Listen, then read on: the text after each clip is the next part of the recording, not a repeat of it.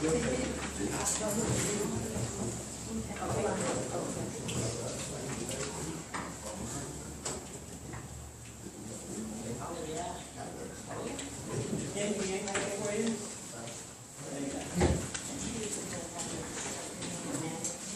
right, good morning, everybody, and would like to welcome you. This is a special meeting of the Kaufman County Commissioners Court. Today is Monday, September the 19th, and we will begin here just in a moment. We're going to dispense with our normal opening process and move right into a special meeting and enter into a public hearing. So I need a motion to enter into this public hearing. Commissioner Phillips makes a motion, Commissioner Shane seconds the motion. All in favor say aye. Aye. Next item is to go ahead and discuss, and we actually have a public hearing on the proposed budget for fiscal year 2016-2017. I believe you have copies of that. We also provided copies, a summary copy to the audience that's here today. It's on the table there. And I would also say during the public hearing, you do not have to sign up to speak, because that's the purpose of a public hearing, is to give everybody the opportunity to speak. So, but on the other items on the agenda, if you wish to speak to the court, you'll need to fill out complete request form that our county clerk has. Just use, I'll give you out in a second. And they're on the paper right there. So she'll do wish to address the court. So let me go over the county budget. The proposed county budget for 2017 is actually the remainder of 2016. Our new budget year starts September the 1st. I'm sorry, October 1st, and will conclude on September 30th, 2017. If you will turn to the next page, you will see the tax rate calculation and how that is. You'll see the breakdowns of the general fund as well as the road and bridge fund on page 2, and the debt service fund. And then you'll also see some other information. Our tax rate is proposed to be 0.5887, which is a 1.25 cent, not percent, but 1.25 cent increase over the current tax rate. And that is brought on because of the additional bonds that we just sold back about 3 or 4 weeks ago. And those, the first payment on those will be due.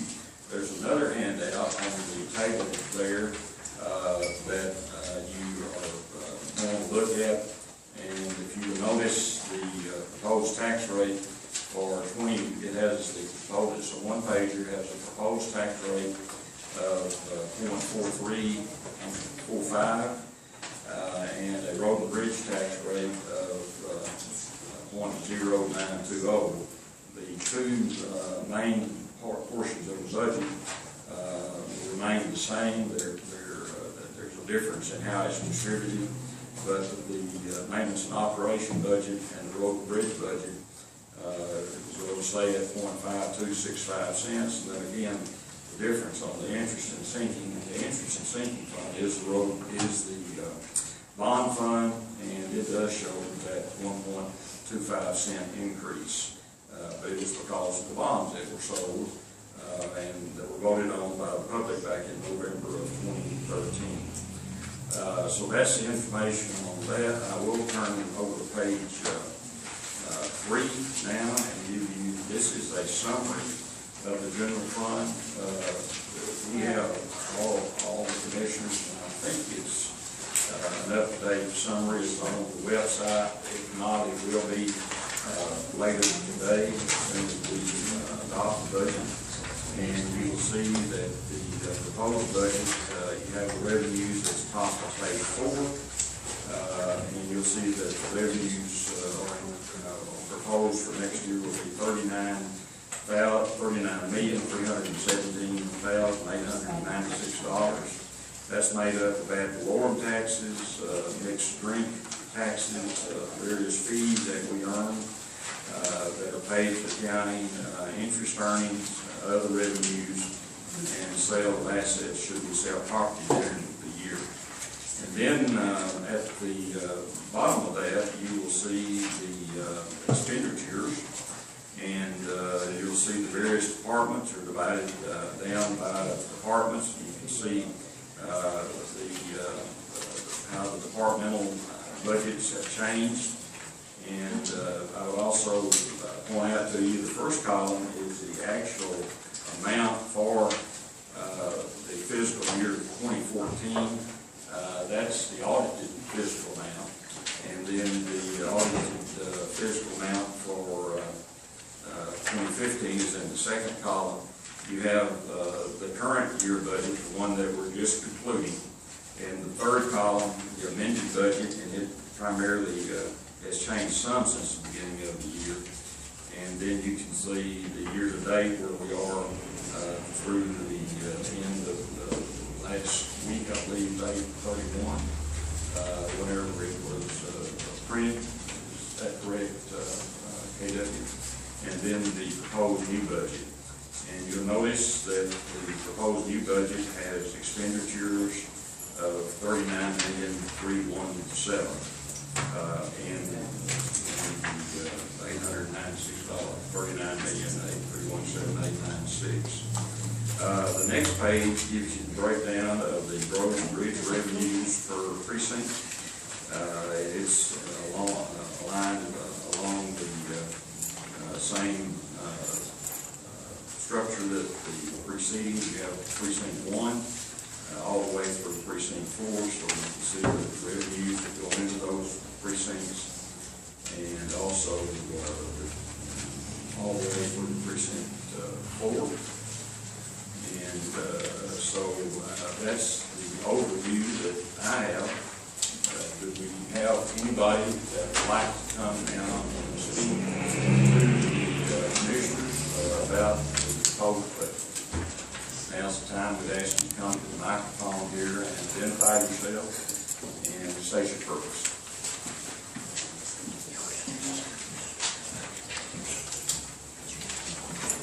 Good morning.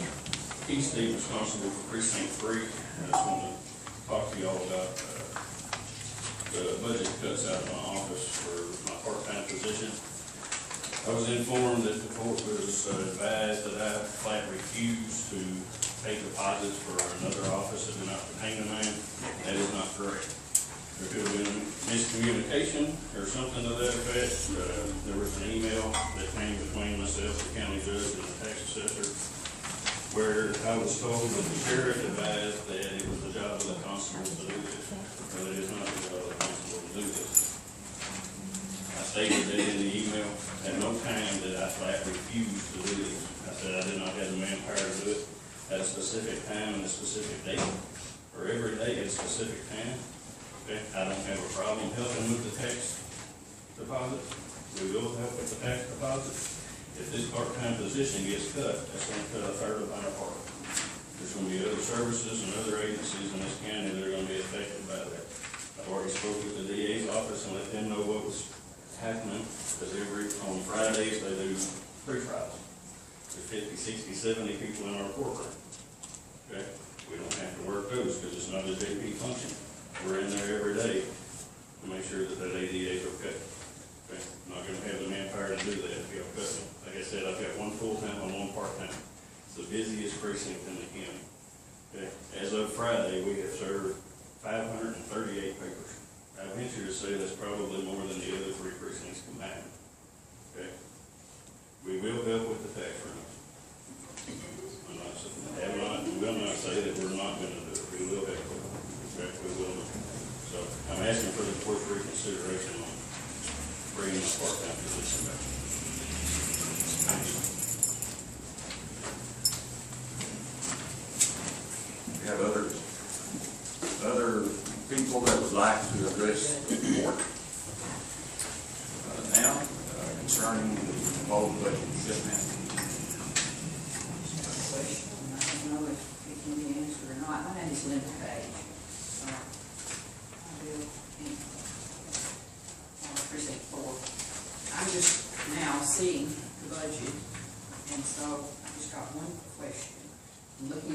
bridge budgets for all the precincts. When I look at precinct 4, like I said, I've just done a quick scan, so this is not a research thing at all, but when I look at the the adopted budget for 2016 and the amended budget for 2016 in precinct 4, it looks as if there was a $600,000 cut in that budget. When I look at the road and bridge budgets for the other three precincts, precinct 3 had a slight cut, maybe $10,000. I'm just estimating as I go here. Precinct, It's on page 73. I can address that if you need to. Please go ahead. All right. Miss Page, okay, if you'll look at the line item that's at the top in the revenues of 24-9999-394, do you see that? what was that number again? Of 24-9999-394. Yes, ma'am.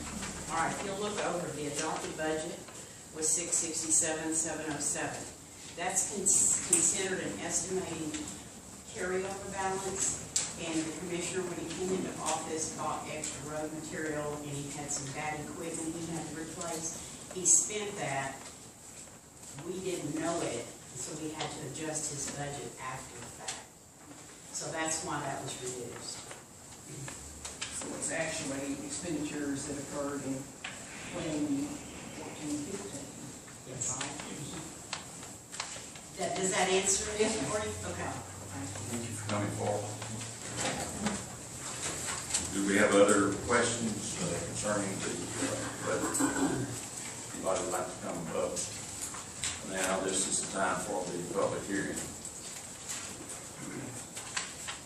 Oh, Ma'am?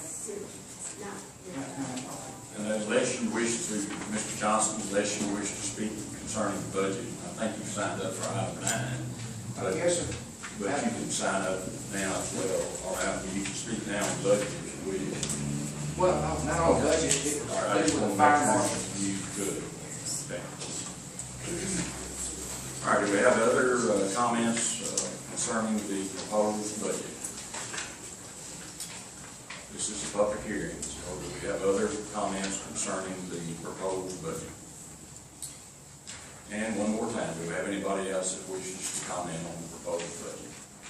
All right, if not, I will entertain a motion to exit the public hearing and enter back into the special meeting. Commissioner Phillips makes that motion, Commissioner Gonzalez seconds the motion. All in favor say aye. All opposed? Motion carried. Item number 4 is to discuss, consider setting salaries, expenses, and other allowances of all elected county and precinct officers. There was an advertisement that ran, and plus, I believe, is you have the detailed salary information that is provided to you. It's also in the budget for the citizens that wish to look at that. But to make it official, we do need a motion to set the salaries, expenses, and other allowances of all county, elected county and precinct officers. So do I have a motion on consideration of that?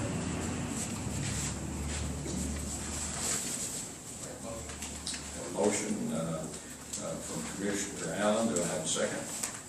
I'll second. I have a second from Commissioner Phillips. All in favor say aye. Aye. Those opposed, like sign. Motion carried. Thank you very much.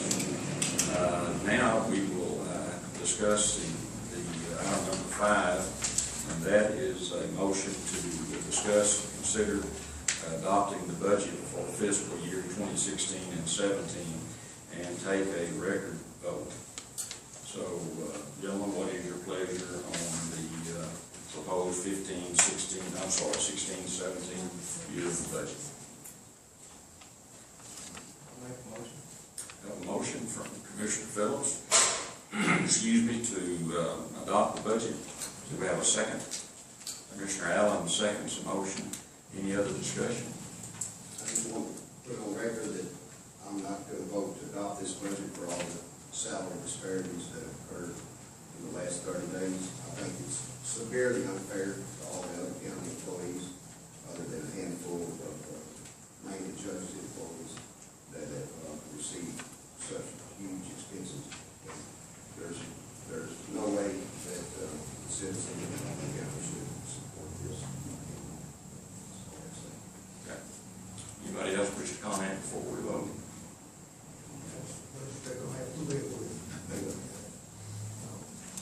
Okay. Nobody else has any comments, I'll call for a vote. This will be a record vote, so I'll ask you to vote individually. We'll start with precinct 1. I think you think, nay. Precinct 2? Yes. Aye. County judge votes aye. Nay. Commissioner Shane votes nay. Commissioner Allen votes yes or aye, so the motion carries with a 3-2 vote. Thank you very much. Item number 7 is to discuss and consider adopting a tax rate. Discuss and consider ratifying the property tax rate increase reflected in fiscal year 2016-2017 budget, and this will be another record vote. So do I have a motion that we adopt the proposed 2016-17 tax rate? So Commissioner Buzali makes that motion. To have a second. Commissioner Allen second. Do we have other discussion on the fiscal year 16-17 tax rate? Ratifying. I'm sorry, I'm getting ahead of myself. All right, so we're ratifying is what we instead of adopting. So all in favor say aye. Those opposed? Okay. Now we're going to adopt the tax rate. Item number 7, to discuss and consider adopting the tax rate for fiscal year 2016-2017. They have a motion adopting the tax rate. Commissioner Phillips makes the motion. Commissioner Buzali seconds the motion. Any other discussion? Yeah, we do have a motion that's actually listed there, and I'm sorry I didn't pull that out. If you would, excuse me, you have that? You have a copy of this? You'll read that. Yeah. That's a formal. Okay. I move that the property tax rate be increased by the adoption of the tax rate of 0.5887, which is effectively a 2.18% increase in the tax rate. Maintenance and bridge operation, 0.4345. Road and bridge fund, minus 0.0920. Interest and seeking fund, minus 0.0622. Total tax rate, minus 0.5887. No, that's just a dash. Yeah, you said something. I'm just reading what's on the paper. Just reading what's on the paper. But it's Okay. that's the actual tax rate. Yeah. That's the actual tax rate. So we have a motion made by, you make the motion. I make the motion. Okay. Yeah, one more sentence. You got one more line to read, That's Commissioner. what I'm doing, but then We keep following. Sorry, this Commissioner. tax rate will be raise more taxes for maintenance and operations than last year's tax rate. Okay. Made by Commissioner Phillips, seconded by Commissioner Buzali. All those in favor, say aye. All those against. So it passed unanimously. Sorry for that stumble, but we made it through. Okay. All right. Now, on item number 8, we have to discuss and consider change in personnel handbook, page 12 of 68, regarding the rehire of former employees, specifically the rehire of retired employees, to state the retiree has been retired for at least 3 calendar months. And Tiffany, are you here? Yes. I believe you provided some additional information, and I've given that to the commissioners, and this was an item that we discussed at the last commissioners meeting. I think we've come back and clarified it a little more, and so. Yeah, so one of the things that was asked of me is to change it to letting them return back as part-time employees only. I just think that bringing them, having that stipulation in the policy manuals, I don't think that we should restrict other department heads or elected officials from only bringing back the retirees as part-time employees. So it's just something to Gives it more, gives you more flexibility, basically what it does, right? right.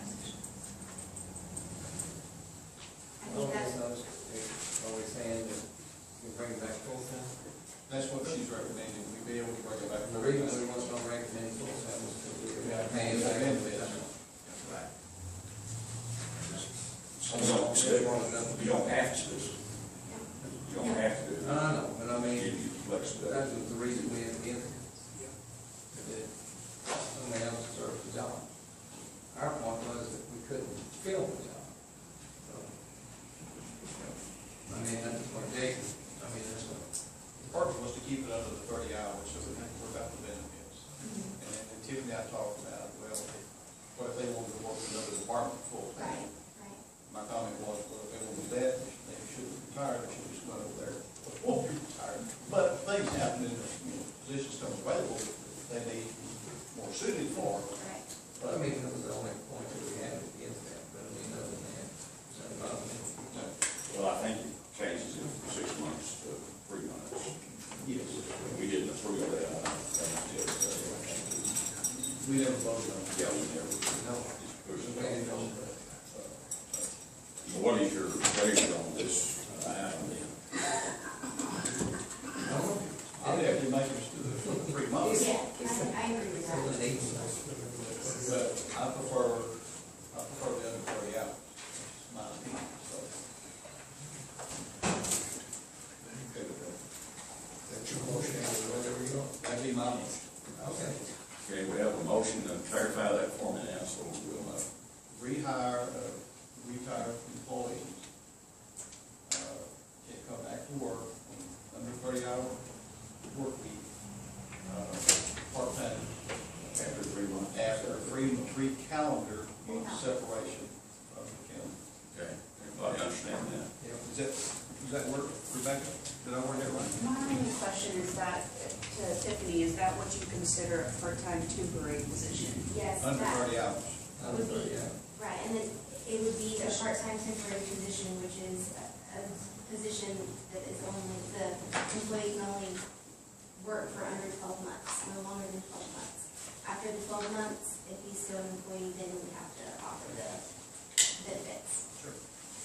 So I guess I'm still slightly confused, because she has a whole set of classifications that she uses, and I just want to make sure that what Ward's asking is the same classification that she had, that we could defer right now. It'd be coming back as part-time temporary, Is that part-time what, temporary employee.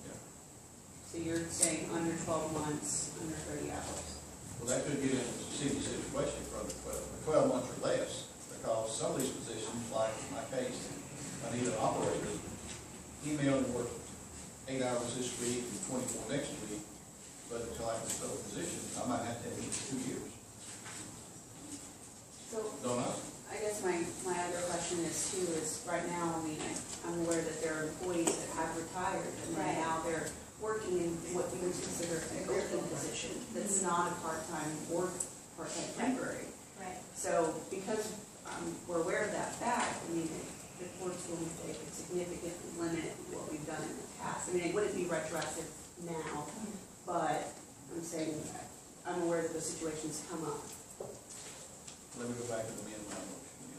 Okay. We stick with 30 hours or less, but not the 12 months, or let me go back to full-time. They would, if I just wanted, after the 3 calendar months, they can come back to work. they would come back.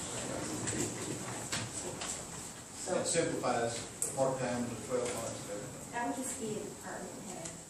Department head decision. Yeah. That's right. All right, Okay, so So is there any other positions? yes, Okay. And then we're just changing the 6 to the 3 yes, from the way it's posted, okay. yes, ma'am. okay, so we're clear? Can it be restated? All right, that's a good idea, I think. Can it be restated? Let Laura read it back.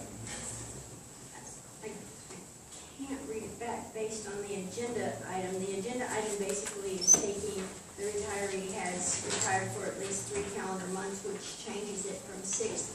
And I guess one of my questions is, it said they shall be eligible to apply for, So it'll stay at open positions instead of part-time temporary positions. Yes.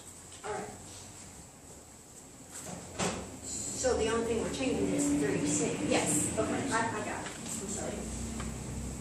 6 to 3. From 6 months down to 3 Yes. months. Instead of 3 months, so we're not changing it. Well, the old manual's 6, But the manual will be changed. manual we changed to 3. It's gonna, the motion exactly what's on the agenda. Yes. Okay. Okay. So, that's your motion. That's my motion. Everybody got that? All right. Okay. Commissioner Shane seconded the motion. Further discussion. All in favor say aye. Those opposed. All right, item number 9 is to discuss and consider reappointing Randy Richards as the Kaufman County Fire Marshal for a 2-year term. And I believe we have one person that is signed up to speak to that, and that's Mr. Johnson. Microphone, and comments to 3 minutes, but My name's Ronnie Johnson, I live on Farm Road 283. Fire marshal came to my house one day, said I needed a whole new system. He had a complaint from Mike Hunt, my neighbor, of getting water on his property. So I called the plumber, and they fixed it, and then the fire marshal says, you have to get people from this list here. They're called installers. I said, okay. So the guy come out, I give one of them upfront money, he never come back. Then I got another one off the list, and he come out, and it was like $6,000. He wanted half his money up front, and the rest when he got through, so I paid him. And I believe my system is worse now than it was before, because there really wasn't that much wrong with it. But they were hell bent on me doing, between the fines that I got from the Justice of Peace and that fire marshal right there, coming out there, I don't think he knows come here from Sycamore about a system. So I'm out all the money, and I'm not even better off. And I believe if I had that job that this guy over here has, I learned about the system. And that's what I got to say from him. And that Justice of Peace over there. But anyway, I don't feel like I'm any better off than I'm out $6,000. That's my deal. Thank you, does Judge. anybody have any questions, Mr. Johnson? Did they ever locate the guy that took your first money? Well, it was only $150, $200, and I told the judge about it, and he thought it was funny. I said, okay, all right. And then they threatened me in court, was gonna put me in jail if I didn't have it fixed by Friday. You know, it was real wet back in that time, you couldn't get a backhoe in there. It wasn't a matter of money, it was a matter of the idea that they made me do something that he knew very well wasn't right. But I did it anyway to get them off my back. And they both of them know it. So, So you had a complaint from your neighbors what caused the problem? sir, You had a complaint from your neighbors what Yes. caused the problem? and I fixed it. And it was an old system, and the plumber said the water was running into the lines, and they were full. I didn't know it, probably been doing it a year or so. So he put a new commode in and changed the lines. They said that wasn't good enough. And they took some pictures of where they saw water over on Mike Hunt's property, and there was. But I fixed it. But they wanted me to fix it their way, with their installers, however they wanted to do it. So they tell you how much they're going to charge, they tell you how they want the money, and the court orders you to do it, and then they fine you.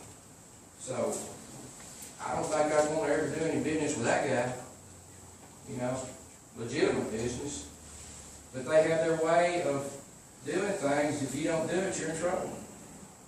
So I had to go along with it. It's just the idea of it.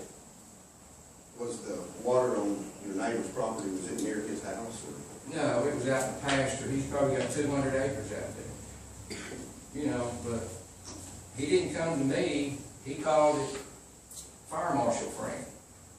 And they jumped on me like a pack of mad dogs. So I didn't even know who they were. They come out to my property, and my son called me. He said, "Daddy, there's some people out here walking around." So when I got out there, it was him and his buddies. They were walking all over my property, looking for anything, I guess. And I had some tree limbs I was going to burn. He said, "You can't burn those bags with leaves in them." I said, "Why not?" "Some kind of toxic stuff that goes." I said, "Okay, fine." I took them out and took them to Dallas. I mean, he was out there nitpicking, and then he made the wrong decision. But it cost me the money. He just loaded himself back up in his car and took off. So I don't think that's the right way to run that business. I'm sorry, now. Anyway, that's it. Thanks, Jimmy. Judge. Thank you. Okay, we have, action on item number 9. Discuss and consider reappointing Randy Richards as Kaufman County Fire Marshal for a 2-year term. Right, being executive session. I'd like to make a motion to go to executive session, talk about it. Okay, would you like to do that at the end of the, meeting rather than? Can. Yeah. Or we'll just hold up on item number 9 and get that towards the end of the meeting so we don't have people standing outside and waiting on us. Item number 10 is to discuss and consider approving retiring Officer Keith Ramsey to purchase his issued handgun for $218.33, which is 50% of the fair market value. Do I have a motion on that? I believe this follows the statute, and I think we've done this time before, I believe. All right, we have a motion from Commissioner Shane and a second from Commissioner Allen. All in favor say aye. Those opposed. Item number 10. Number 11 is to discuss and consider approving retiring Officer Tim Spillman to purchase his issued handgun for $218.33, which is again 50% of fair market value. Same situation as above. Do I have a motion concerning that?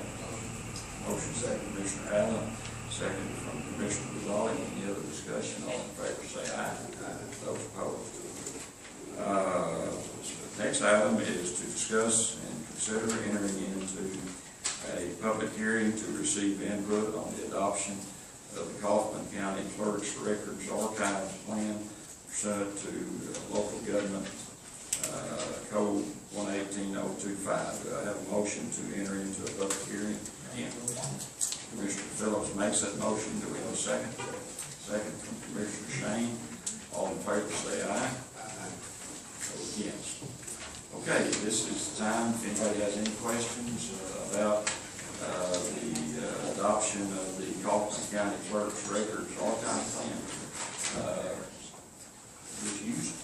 The Records Archive Plan is a fund that's set aside by the legislature that we collect $10 on the recording of the instruments in real property, and we use that for the preservation and restoration of the historical records kept by the county clerk's office. They go back to 1848. There's lots and lots and lots of them. There is a sunset provision, 2019, I believe. So I'd like to ask the court to please approve of the funding of this. Okay. Do you have anybody that would like to speak to this item during the public hearing? Anybody would like to talk about the record archives plan in the district clerk's office? County clerk's office. County. County clerk, what did I say? District clerk. I'm sorry, county clerk. One more time. Okay, do I have a motion to adjourn the public hearing? Motion from Commissioner Allen, second from Commissioner Phillips. All in favor say aye. Those opposed. Item number 14 is to discuss and consider exiting the the public hearing and entering back into the special meeting. Do you have a motion? Commissioner Phillips makes a motion, second. Commissioner Allen seconds. Motion, all in favor say aye. Item number 15 is to discuss and consider adoption of county clerk's records archives plan as listed by the county clerk. Commissioner Shane makes that motion. Commissioner Allen seconds. All in favor say aye. Those opposed. Item number 16 is to discuss and consider approving a memorandum of understanding with the North Central Texas Council of Governments Area Agency on Aging. And this is an agreement that we enter into each year with the Council of Government that provides funding for some of the senior citizen and aging programs we have going on across the county. Do you have any questions about that? I think we get a really good deal from spending $13,000, we get back around $300,000. Yeah, that's pretty For the county. good return on the money. Pretty good thing for our aged people in Kaufman County. Put that in form of motion. Okay, we have a motion from Commissioner Shane, have a second from Commissioner Allen. Any other discussion? All in favor say aye. Those opposed. Okay, we will go back up now and pursuant to item number 9, and that is personnel matters, Government Code 551-074. I'll entertain a motion to enter into an executive session that is related to item number 9. Judge, if I may really quick, the way that that government code section works, the employee or the officer has an option to Yes, I'm hold sorry. an open meeting if he would like that. So I just wanted to make sure for the record that it's clear that he has that option. I thank you for reminding me of that. Mr. Richards, would you like for this to be an open session or a closed session? I'd like it to be open. I'd like the opportunity to rebut some of the allegations. Okay, so based on that, that is his choice, and so we will not go into a closed session at the request of the person that has been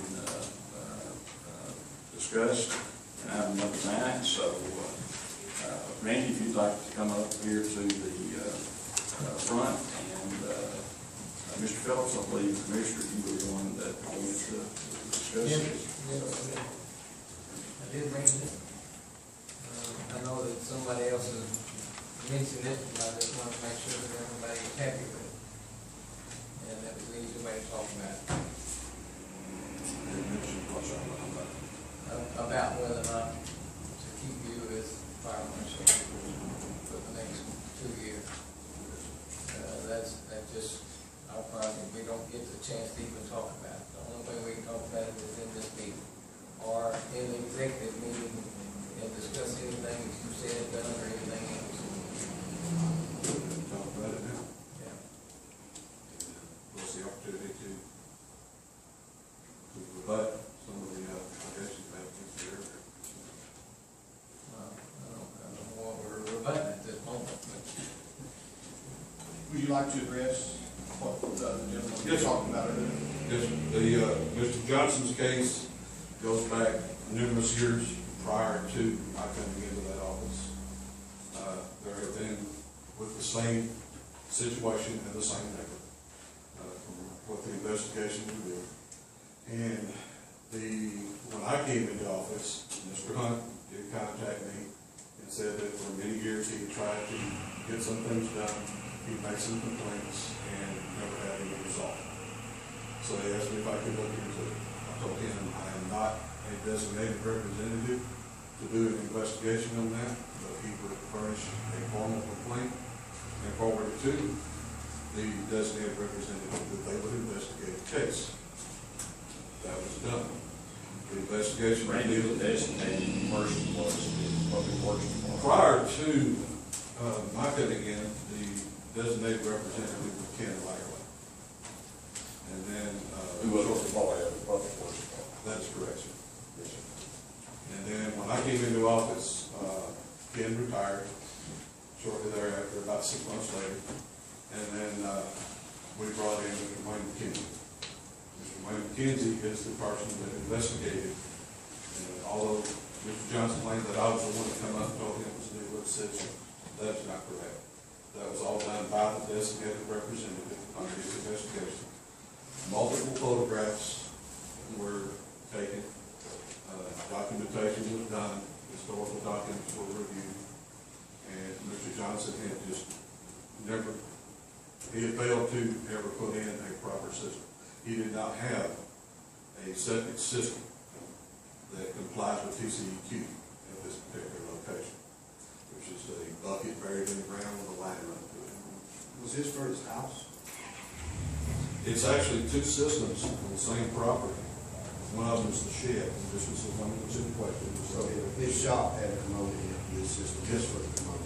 It had a system on, excuse me, on top, but it's just an improper system. Or it would be placed on top. His house, I don't believe there's anything that had been done to his house, to my knowledge. Then the investigation revealed that, it was not a valid system.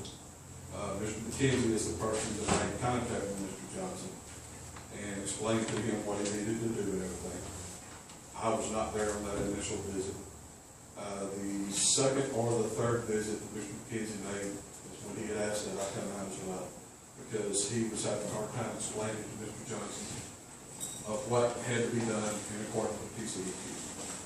And he was concerned that Mr. Johnson was getting more and more irate about the situation.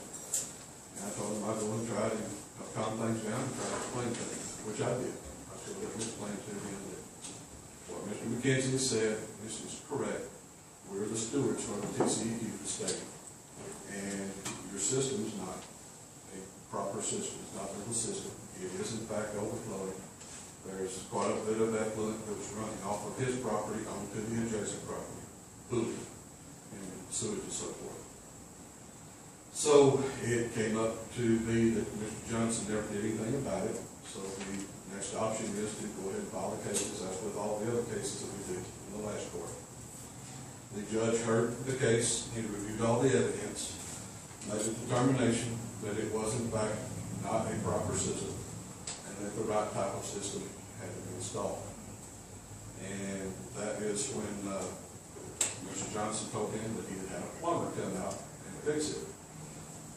That's also where Mr. Johnson was informed that a plumber is not licensed to work in the septic system. He hired a plumber to do an installer's work. They have to be licensed under TCEQ to do that type of work. And he went out and hired someone to do that. It was ineffective. Mr. Johnson did call our office and asked about I don't recall the name of the company. I believe it was a Hispanic gentleman, if I recall correctly, in the name. And, but I can get the information for you and the whole case off. And that person, according to Mr. Johnson, did take some money down, never did come out, apparently, and resolve it. So Mr. Johnson brought that up in the hearing in the court that day in front of Judge Adams. Judge Adams told him that that would be a separate civil case, that he could, in fact, file it in another case and discuss that. And back to the matter at hand, he invited Mr. Johnson to, he had to put in, gave him, I think, 30 days to, gave him 10 days to get a contract and present a contract to the Office of Building 10 to get the system correct. About that time, we ran into significant rains. We did not follow up with him or move that forward because of the rains. It was approximately 2 months after that court date before we even got back with him on the case that he needed to get it done. And I agree with Mr. Johnson. You can't get work done when there's mud holes filling up the water. So, well after the fact, he eventually did go in and get someone to install I believe he installed a low pressure system, if I'm not mistaken. Again, I'd have to refer back to the case files to make certain. I do not believe it was a broken system. And, that's pretty much where that goes. Now, the case that he was referring to, the day that I was out there, there was a very large brush pile that was placed underneath the power lines. I'd asked him if he intended on burning that. And he said, well, yeah, there's a problem with that. I said, there's not a problem with burning, but not under burning that. I have a few concerns about that being directly into the power lines with that large pile. If he could separate it out and burn smaller, more manageable piles, I appreciate it. There were several plastic bags, contents, I do not know what they were, but I told him, I said, if that's trash, I said, plastics cannot be burned on the open ground. So you need to remove the plastics as you're separating it out to get it burned. You never heard of another problem before we got to that. To my knowledge, Mr. Johnson has complied, as the court ordered him to do. He has a good system around that.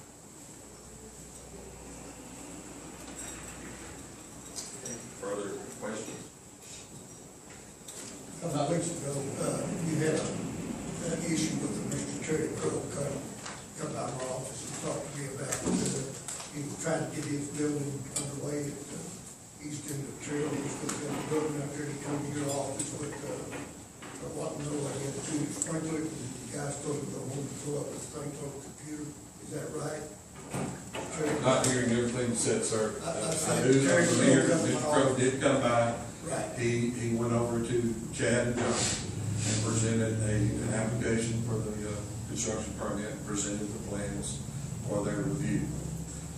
I'm not certain if that's been completed at this point in time. I'm not directly involved with that plan review in those cases. Chad and Johnny are the two assistant fire marshals. Beg pardon? Chad and Johnny are the two assistant fire marshals. Yes, sir. Assistant and deputy fire marshal. And they're the ones that take care of the large bulk of all the Plans. the plan reviews and the inspections. Well, he was unhappy because they told him to go home and pull it up on the computer, pull up the fire code recommendations. That's not how we do business. Well, Mr. one Crowe, thing, when he comes to me and Mr. you Crowe was mentioned concerned. on the next Monday morning, so. Mr. Crowe was concerned, and because he didn't feel that, because he didn't permit his other building, that he didn't have to do this. And I advised him that the other building that you built was done, you started that building prior to the adoption of our fire code. Therefore, we did not have any authority to assist you with that. But now that you're doing a new building, and we changed occupants classification, it falls within the guidelines of the fire code, as everyone else does. He did contact me by phone when we spoke. He actually showed up here to court one day and was going to get up here and wanted to speak with the court about it. And after our conversation, I was allowed the opportunity to explain to him. He fully understood what all the issues were and was satisfied with that, and has moved forward. He did not even approach the court that day. I wasn't informed of the outcome that day. He was his As far as I know, everything is well underway, and he's doing fine.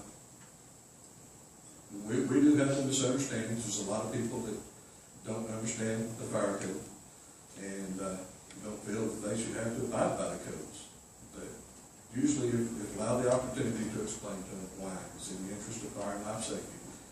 And then we only go by the very minimum standards as established. We do not have additional ordinances and things that cities would have for additional limitations. We go by the basic fire code itself. And everybody always seems to understand. May not always agree with it, but they understand. And go ahead and take care of things. You and I visited about a week or so ago about all the other calls that you ran through, your guys ran through. I have a great concern about that, and I see that those numbers go away, some of those calls. But I think, talking about liability, I think we could be opening ourselves up to situations we don't need to be in. Sure. And I like that. I can understand, the concerns for the work, so. But as explained to you, some of those cases that you saw on there, they were felony cases, and we are, as peace officers, we are bound. I mean, if we were to see an accident or a burglary in progress and saw the vehicle leaving the driveway, if we were not to intervene as police Well, officers. like we discussed, I'm not having issues with some of those things, but there's some that are not. That you call for backup, that's great. But to leave what you're doing, not do anything, to get up and go, I'm not comfortable with that at all.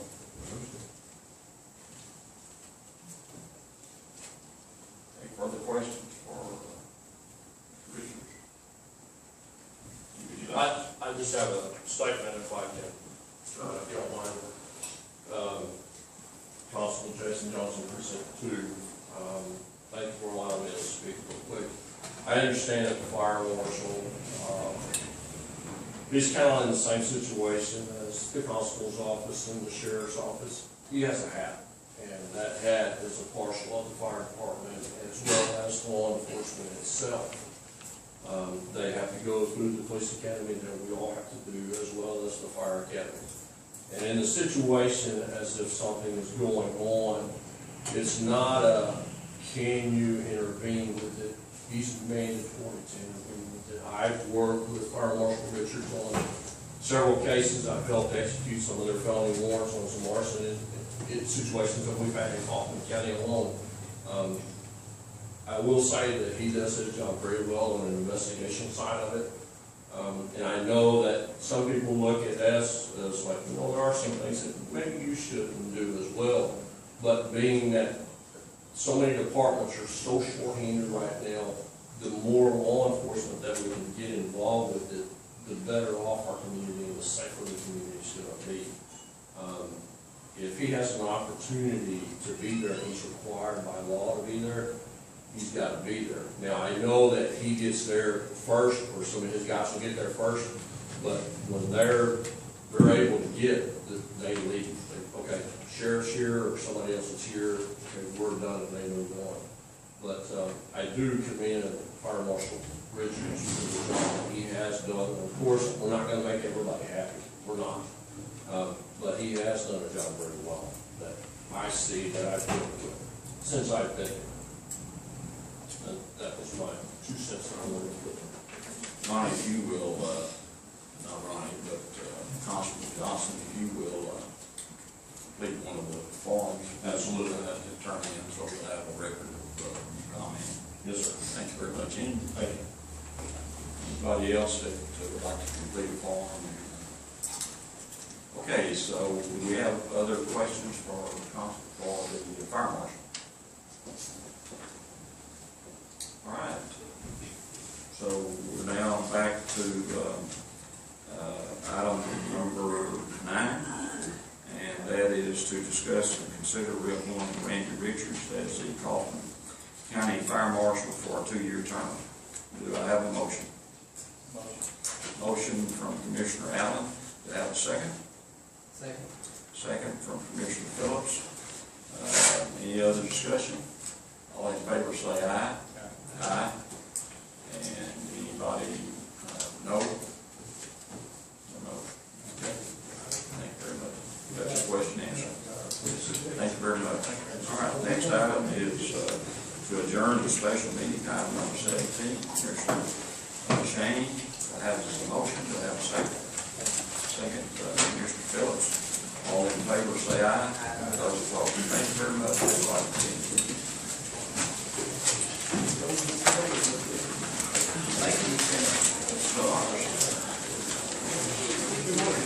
Welcome back.